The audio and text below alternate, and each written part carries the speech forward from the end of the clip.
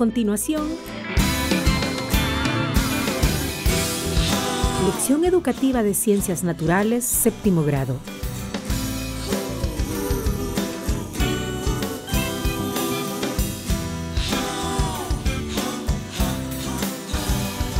Bloque 1. Los seres vivos en su ambiente.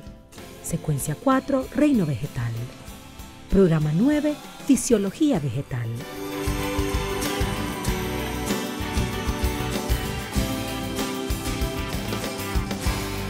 Expectativas de logro.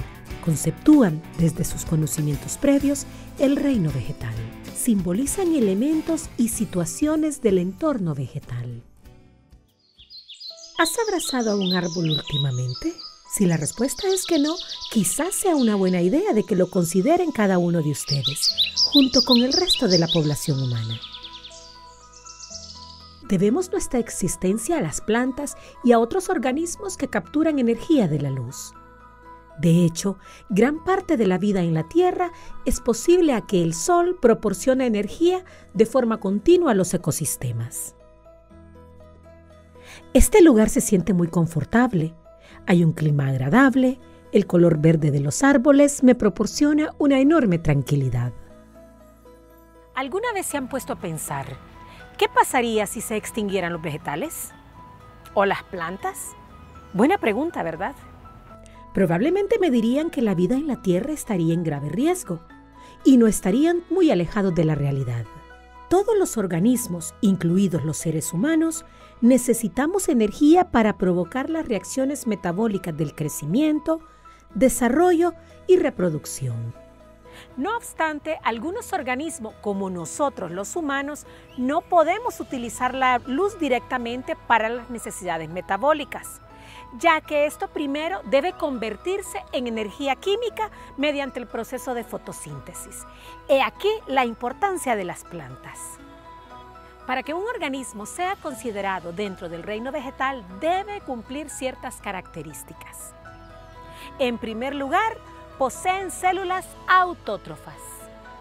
Si poseen células autótrofas, se llaman seres autótrofos, es decir, que producen su propio alimento. Esta es una de las características más importantes de las plantas o los vegetales. Sus células poseen cloroplastos, organelos que contienen clorofila y que son los encargados de realizar la fotosíntesis. Son organismos pluricelulares. Sus células poseen una pared celular rígida de celulosa. Son organismos sésiles, es decir, no poseen movilidad propia. No pueden desplazarse de un lugar a otro ni huir de los animales que los consumen como alimento. Pueden reproducirse tanto de forma asexual, a través de esporas, como sexual, a través de gametos.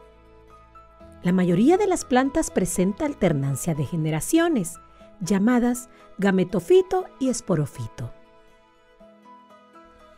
Un ejemplo muy claro de organismos que no pertenecen al reino vegetal son los hongos o champiñones, como comúnmente se les llama. Los hongos tienen células eucariotas y crecen en la tierra. También son sésiles, pero carecen de cloroplasto. Por lo tanto, no son capaces de realizar fotosíntesis. Es decir, son organismos heterótrofos. Es por eso que los hongos no se encuentran dentro de este reino. Eso lo explicaremos en otra lección educativa. Continuemos con el reino vegetal. Es el momento de hablar de su clasificación. Las plantas se clasifican con base a diferentes características. El primer criterio para agrupar a las plantas es la presencia o no de semillas. Aquí encontramos las plantas criptógamas y las fanerógamas. Comenzamos con las plantas criptógamas o plantas sin semillas. Están consideradas como las más primitivas, es decir, las primeras en aparecer en nuestro planeta. Su forma de reproducción es por medio de esporas. Aquí encontramos a las plantas inferiores, que no tienen las estructuras que normalmente poseen otras plantas, como tallos verdaderos, raíces, hojas, flores o semillas, y sus partes reproductivas están ocultas. Los ejemplares más comunes son los líquenes y los helechos. Ahora continuamos con las fanerógamas, también llamadas esparmatofitas. Son plantas que poseen flores y frutos. Son las más abundantes actualmente, aproximadamente 2.700 especies descritas hasta la fecha. Se trata de plantas vasculares, con vasos conductores, compuestas por tallo, raíz, hojas y flores, mediante los cuales se alimentan, respiran y reproducen. Estas se dividen en dos grandes grupos: gimnospermas y angiospermas. Las gimnospermas son plantas cuya importancia a nivel evolutivo es grandiosa. Son organismos que hacen algo que no hacen las plantas más primitivas: producir semillas. Pero estas semillas están desnudas, es decir, que no están protegidas por un fruto. ¿Recuerdan que les mencioné que las plantas inferiores se reproducen por medio de esporas? O sea, que tienen un tipo de reproducción asexual. En el caso de las gimnospermas, poseen órganos reproductores, por lo tanto tienen un tipo de reproducción sexual. Son árboles perennes que presentan hojas aciculares, o sea, en forma de agujas o escamosas. El ejemplo más representativo de las gimnospermas en nuestro país son las coníferas o pinos, como el árbol nacional.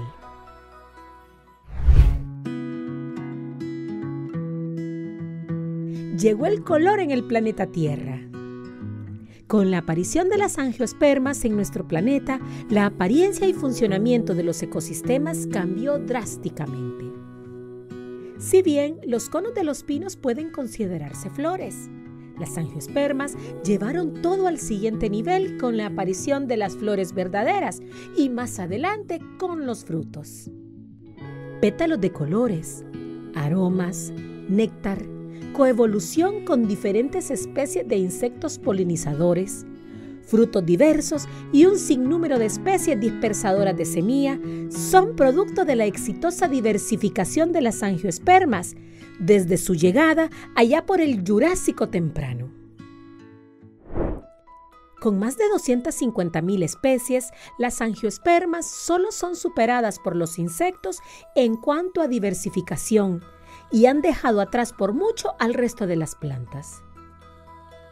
A pesar del gran avance que significó la aparición de semillas en las gimnospermas, su fecundación y desarrollo embrionario suele ser bastante largo, mientras que las angiospermas, al presentar semillas protegidas dentro de un ovario que luego se transforma en fruto, logran ser rápidas colonizando espacios. A continuación, explicaremos las partes de una planta angiosperma. Comenzamos con la flor. La flor es una estructura formada por hojas modificadas organizadas alrededor de un tallo central. Sus partes son cáliz, que es el conjunto de sépalos; corola, que es el conjunto de los pétalos; androceo, conjunto de estambres; y gineceo, que es el pistilo. Sin duda, lo más llamativo de las flores son sus pétalos, que suelen presentar vivos colores para atraer a los polinizadores. Por lo general, las plantas que son polinizadas gracias al viento poseen flores pequeñas, que no son muy atractivas para los animales. La semilla es cada uno de los cuerpos que forman parte del fruto que da origen a una nueva planta.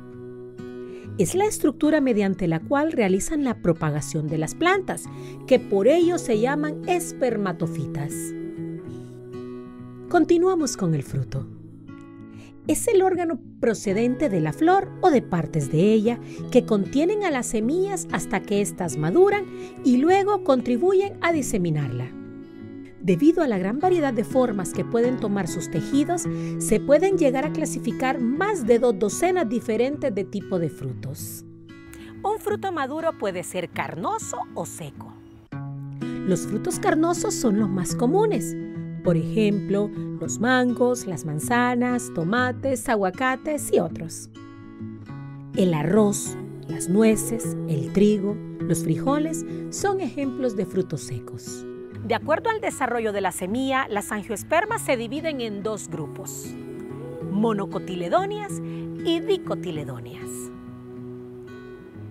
La característica que distingue a ambos grupos se encuentra en la semilla.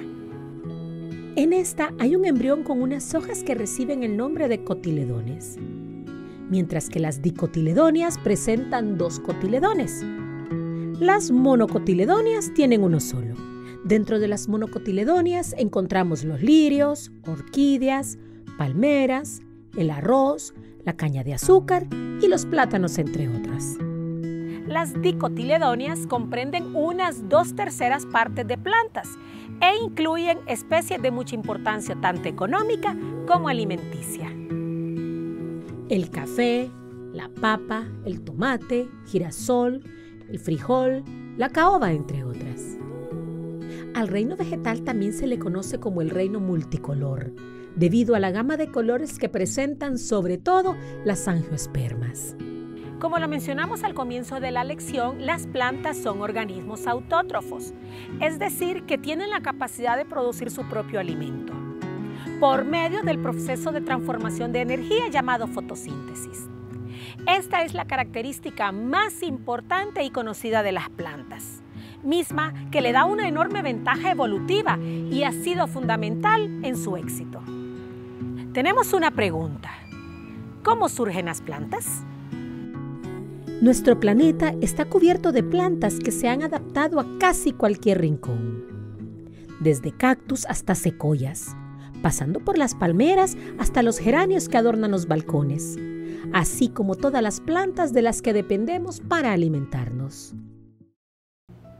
Sin embargo, antes que todas estas, en la larga historia evolutiva de la vida, los ancestros de las plantas eran organismos eucariotas mucho más simples y pequeños, que en un importante evento incorporaron en su organismo a los cloroplastos mediante un proceso conocido como endosimbiosis, dando ahí origen a lo que es la fotosíntesis. A partir de la fotosíntesis todo cambió y llegó a lo que hoy conocemos que es el reino vegetal. La fotosíntesis es el proceso que realizan las plantas para fabricar su propio alimento. En este proceso, la planta transforma el agua, la luz solar y el dióxido de carbono en oxígeno. Las plantas absorben el agua y las sales minerales de la tierra por las raíces. Esta mezcla se llama savia bruta. La savia bruta pasa de la raíz al tallo y se distribuye por el resto de la planta a través de los tubos leñosos o xilema hasta llegar a las hojas. Las hojas captan el dióxido de carbono a través de los estomas y es justo aquí en las hojas donde se realiza la fotosíntesis. En las células de las hojas encontramos los cloroplastos, que contienen un pigmento llamado clorofila, que es el que le da el color verde a las hojas. Estos permiten captar la energía del sol.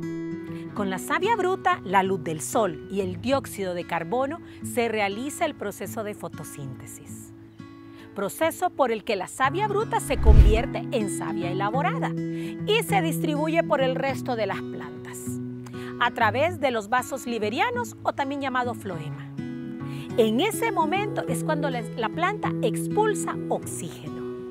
Recuerden que las plantas realizan la fotosíntesis solo durante el día, ya que necesitan la luz del sol. No debemos confundir fotosíntesis con el proceso de respiración de la planta. Las plantas respiran durante todo el día, toman oxígeno y expulsan dióxido de carbono. Las plantas son fundamentales para la vida en el planeta Tierra.